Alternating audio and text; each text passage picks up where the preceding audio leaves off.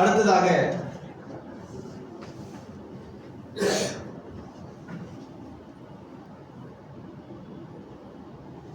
தொழிலதிபர் சண்முகம் அவர்களை அன்போடு மேடைக்கு அழைக்கிறேன்.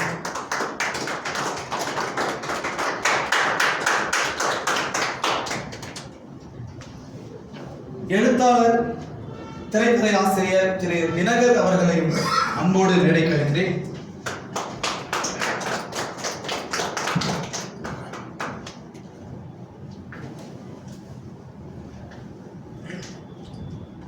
திருக்குறளார் சொன்னதும் நாடு கேட்டதும் என்ற நூலை வெளியிட போகிறோம். ஆவணப்படத்திற்கு முன்பாக அந்த நூல் வெளியீடு நடக்க இருக்கிறது. அந்த நூலின் தலைப்பை பார்க்கும் போது எனக்கு ஒன்று தோன்றியது. திருக்குறளார் சொன்னதும் நான் கேட்டதும் என்று அவர் இதற்கு டைட்டில் வைத்திருந்தால் ஒரு தந்தைக்கு மகனாற்றும் நன்றி என்றுதான் நம்மை பார்த்திருக்கிறோம்.